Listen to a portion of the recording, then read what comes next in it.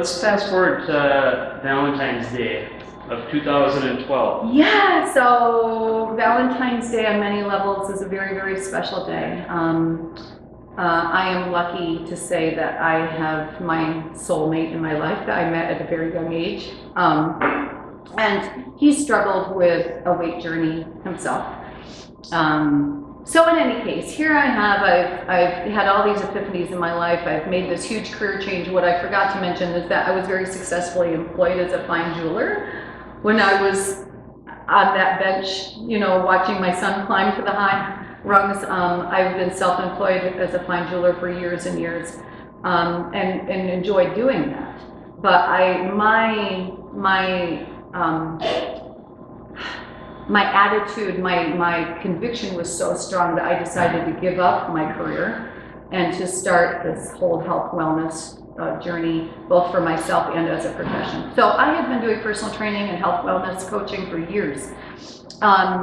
It was Valentine's Day of 2012, and I was walking towards my husband, who was sitting on his favorite chair in our family room at home with a box of chocolates for Valentine's Day, because chocolate is his favorite thing in the whole world. And as I was approaching him, several thoughts occurred. Fortunately, there was a long distance. It was a long, through the kitchen, through the dining area into the family room. I was taking some slow steps and thinking to myself, gosh, you know, he just came back from the doctor. In addition to his high blood pressure pills, now the doctor has told him he was pre-diabetic. He had just had a physical. And I'm looking at him, and now his belly had gotten out to here. He's the body type, skinny legs, skinny arms, all of his extra pounds go in his torso. And he was working on his computer. Well, the laptop is like teetering on the edge of his knees because the belly is too big. The laptop doesn't fit on the lap, it's teetering on his knees. And I'm thinking to myself, what am I doing? Why am I bringing this man a box of chocolates when he's pre-diabetic, taking high blood pressure pills, and his belly is, you know, interfering with his work now?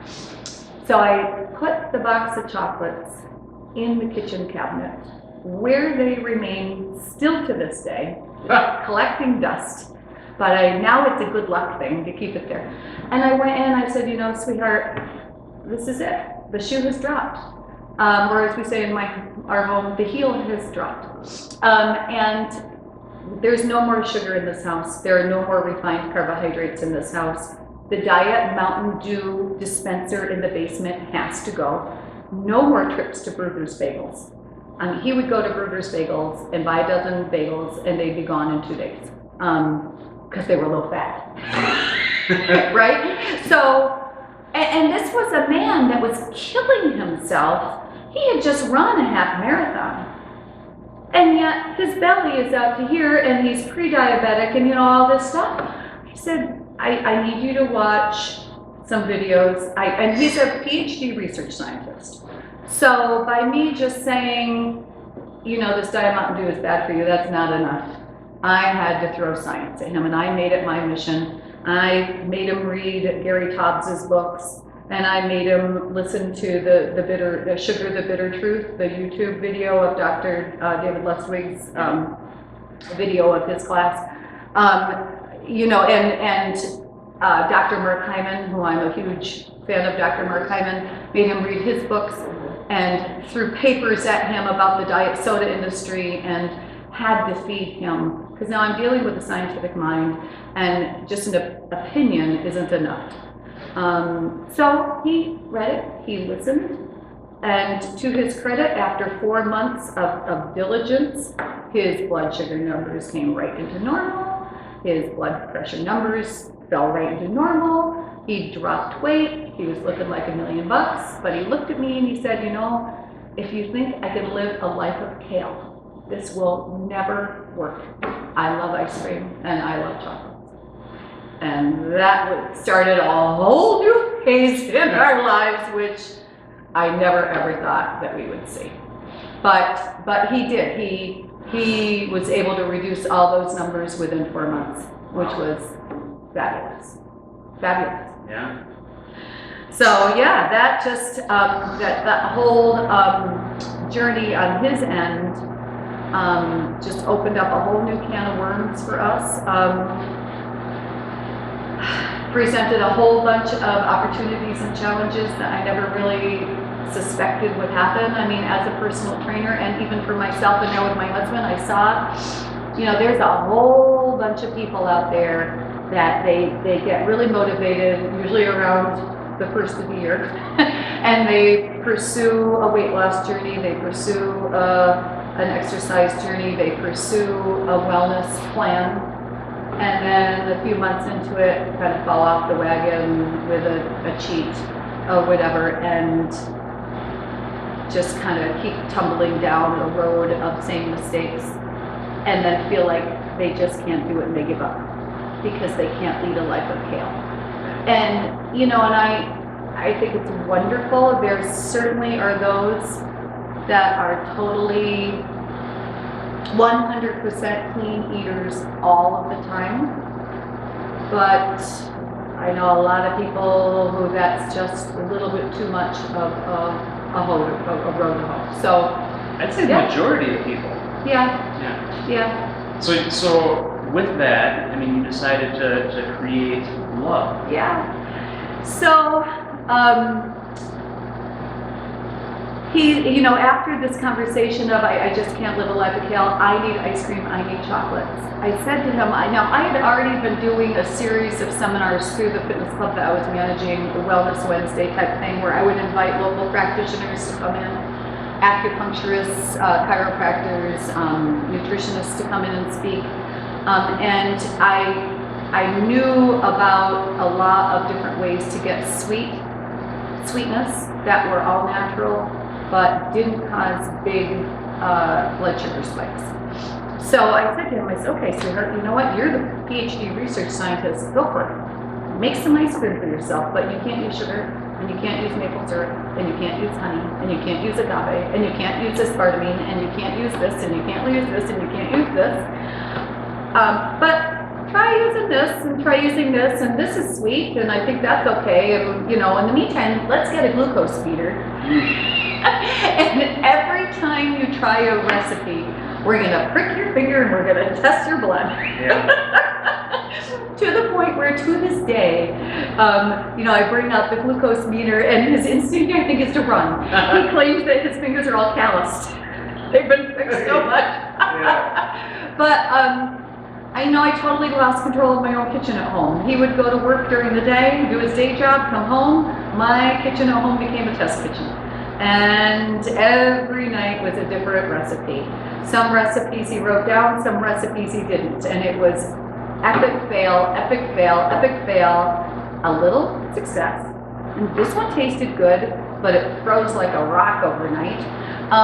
This one tasted good, but, you know, it melted into a puddle as soon as, you know, it was thawing. So it took, I can't remember if it was 4 months or 6 months, a long time. It was not easy, and we had thermometers out, and we had scales out, and we know.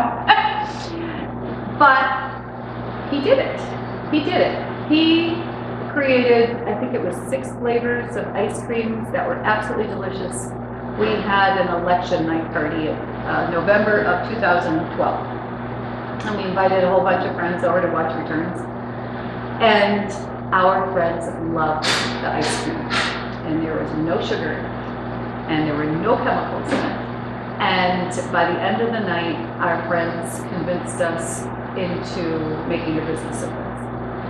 Now, our son had just started college, and we just have one child, so we were empty nesters. However, my husband was very happy with his career during the day, and I was very happy doing my training. And I'm like, really? Do we really want to start another business? I mean, I'm pushing 50. He was already 50, I think. No, not quite. But we were both pushing 50. I mean, do we really want to be launching into this? And he was very gung-ho about it. And I told him that I would consider it as long as the stars aligned. And I had no grief. He's like, I don't know how we find a commercial space.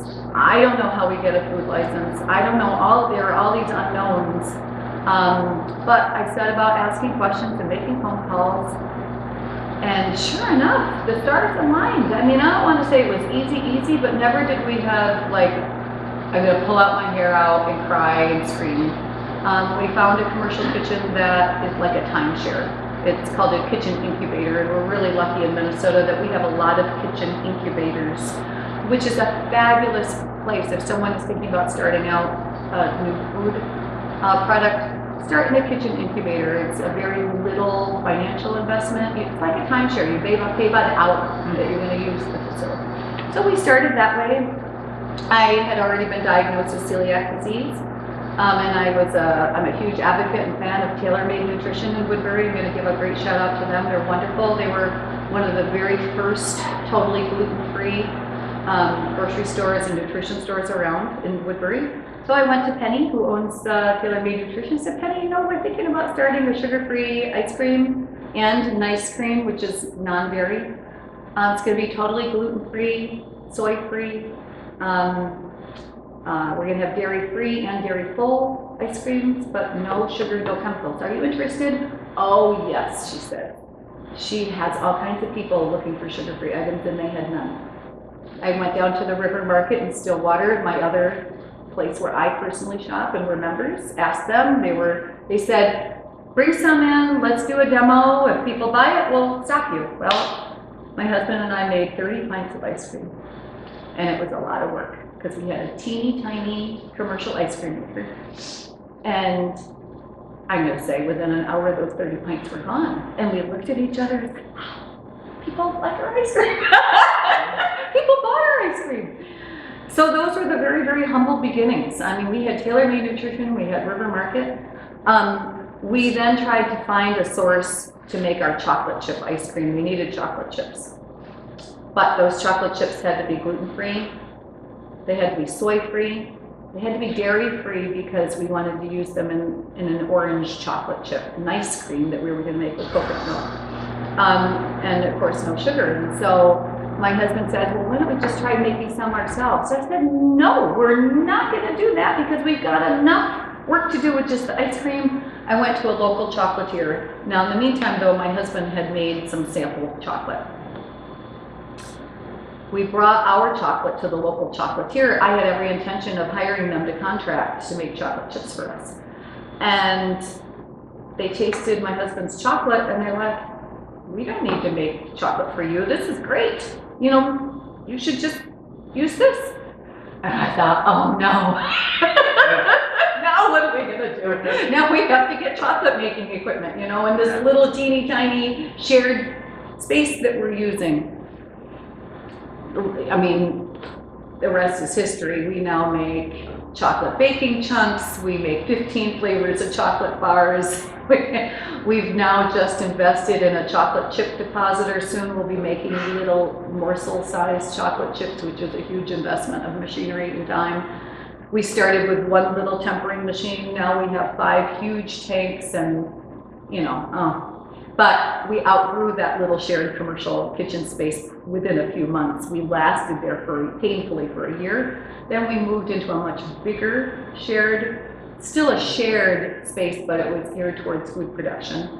And then we outgrew that space in a year.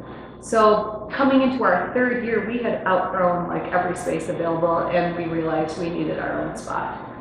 And then began the hunt for a building to purchase. And we were very lucky to find this cute little building here in North St. Paul. Yeah. Wow.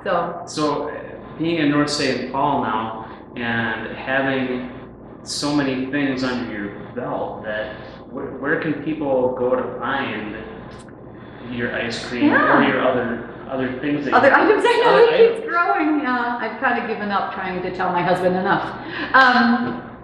So all of the Hy-Vee grocery stores here in the Twin Cities have some form of love.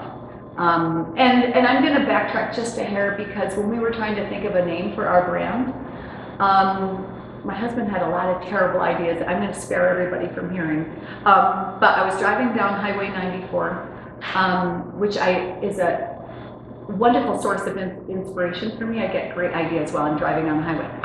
And I thought to myself, when we were back in Tucson, Arizona, losing weight the very first time before I gained it all back, doing the extremely low fat, extremely low calorie diets, to have a little extra something, because our lives were devoid of any fat, I would put a little bit of butter on something, for instance. At that time, we thought that the McDonald's Egg McMuffin was the most perfect food in the world. When we were eating without care, we ate fast food and all kinds of horrible things. But to simulate that, when we were eating the no-fat, extremely low-calorie diet, on a special occasion, I would get an English muffin, which was no fat. I would take a little bit of real butter instead of that awful Molly McButter that we used to use. And I would take a whole egg with the yolk instead of just the egg white, and the slice of ham, and make the sandwich. And that would be like for a birthday or anniversary or a big special treat. And whenever I would give that to my husband, he would say, "Oh, honey, thank you for making it with love." I thought, we had this, he came on board with me on Valentine's Day. He had his epiphany on Valentine's Day, and he used to say that when I added fat to something, I was making it with love. And Love products are very high fat, extremely low carbohydrate, and I thought, it's made with love. Everything that we make now is made with love. So let's call the business Love. And that's how we got our name. Yeah. So we're in the Hy-Vee grocery stores, we're in most of the co-ops. And again, because we make so many items now, we have a little candy line, we have the chocolate line, we have the frozen line, and we have the baking line. So the baking line is Sweet Love Sugar Replacement and our dark chocolate baking chunks rather. And then we have the frozen line, which of course is our organic heavy cream ice cream, and our nice cream is made with coconut cream. That's the frozen line. And then the chocolate line are the chocolate bars. We have 15 flavors of bars, right? And then the little candy line. We make Sweet Nothings, which are organic erythritol-based little hard candy. In any case, so we have 4 lines. So in all these stores, you will find some form of love. Very few places carry everything we make, but there are actually a couple, like the Brooklyn Park Hy-Vee store, I think carries everything that we make. And Taylor Made Nutrition carries just about everything we make, and Fresh and Natural Foods. Fresh and Natural Foods, both in Shoreview and in Hudson, carry just about everything we make. And those are all people who are with us from the very beginning, so we have infinite gratitude to these local independent co-ops and health food stores that were with us from day one. But now on Amazon, people can order Love on Amazon nationwide. We're coming into warmer weather, so chocolates become a problem. But we developed an ice cream blender mix for folks who live in other states, where it's a pouch or well, it comes in a little pouch of ingredients, so to speak. It's almost like a paste. It's a base paste of the ice cream or the nice cream. And you add either heavy cream and water or just plain water, depending on the variety. Put it in a blender, and you can have Love in your own home. And that's what we sell on Amazon. Yeah. So let's talk about this. Tell me the reasoning behind the mixer. Yeah, the blender mixes. We try to do as many things in our mind right as we can. We've had a multitude of people living in other states who want Love ice cream. And our hearts go out to them, because we want them to have Love ice cream too. But we think that it's environmentally unsustainable to be putting a frozen, pre-made pint of frozen ice cream on a big old frozen tractor trailer and shipping it from North St. Paul, Minnesota to Florida. Thinking about the carbon footprint that makes, we just don't think that's a really good idea. So you're a friend of the environment? We're very much a friend of the environment. That's good to hear. But what we can do is we can make a paste. So this is kind of squishy. This is a paste. And this is one of our nice creams. So this is coconut milk. So there's dehydrated coconut cream in here. Someone's going to add 1 cup of hot water, dissolve the paste into that hot water, and then put it in their blender. Get as much, put it on as high a speed as you can, and let it get frothy, because true ice cream making needs air to be whipped into the product. That's what makes it nice and fluffy and creamy like ice cream. And then you're going to pour it We found these really cool silicone bowls, which are totally reusable. You pour the contents from your blender into the reusable silicone bowl, put it in your freezer overnight, and then you can have some Love ice cream in Florida. That's great. You know, I've tried this blender pack before, and Yeah. I'm like, you know what? This is a bunch of BS. There's no way in hell this is gonna work out to be that good. And it was better than anything that I'd ever had at any stores. It was great. It was not hard as a rock, Right. which you get from like the Halo top and all the other ones that you see. It was just a perfect consistency. Right. Yep, and it was great. Oh, that's really reassuring. Thank you for telling me that. Because we do, we care, we worry when we get orders online. We still send out a handwritten thank you note with every order we get. We're incredibly grateful. We run our business from a point of gratitude. We would be nothing without people buying it.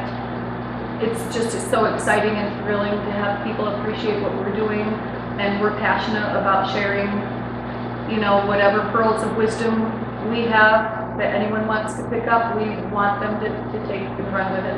So yeah, thank you. That's great. Yeah. How can people find you? Like, you're on Facebook, you're Yeah. on Instagram. Yeah.